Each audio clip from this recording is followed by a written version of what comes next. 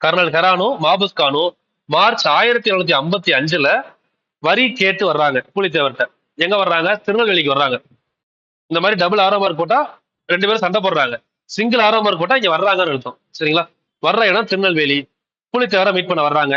வரி கட்டுற மாதிரி தெரியல. அவரை போய் மிரட்டலாம், அவர் இடத்த போய் கைப்பற்றலாம் அப்படின்னு வர்றாங்க ஃபர்ஸ்ட். அவங்க வரும்போது ஒருத்தர் யாரு? மாபூஸ் கான் யாரு? அன்வாருடைய சகோதரர். சரிங்களா? ஆற்காடு நவாப்பு. இன்னொருத்தர் யாரு? ஆங்கிலேயர். அப்ப 2 பேரும் சேர்ந்து வர்றாங்க.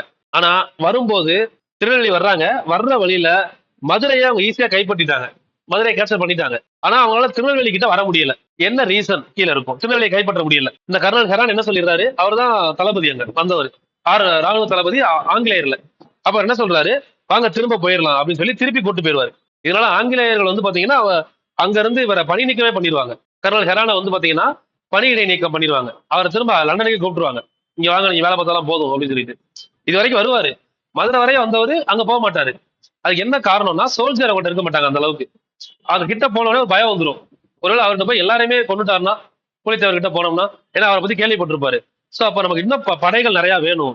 மெயினா பீரங்கி கையில இல்ல. பீரங்கி இருந்தா கூட போயிருப்பாரு. பீரங்கியும் இல்ல, படையும் கையில இல்ல. அது மாதிரி சோல்ஜருக்கு சம்பளமும் போடல. சோல்ஜர் ஆப்போசிட்டா இருக்காங்க. சோ இதெல்லாம் இருக்கிறதுனால பார்த்துட்டு என்ன பண்ணிடுறாரு? திரும்பி போயிடுறாரு.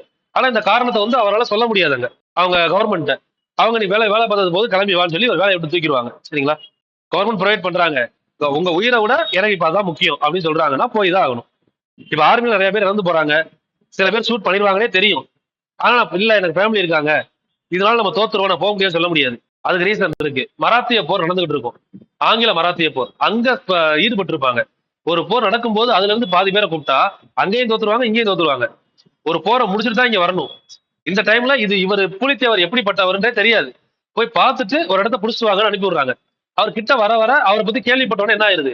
ஒருவேளை அவர்கிட்ட போனா நம்ம படை தோத்துருமோன்னு பயம் வந்துருது அவருக்கு. அதனால என்ன பண்ணாரு? போனதுல பாதியில திரும்பி வந்துருவாரு.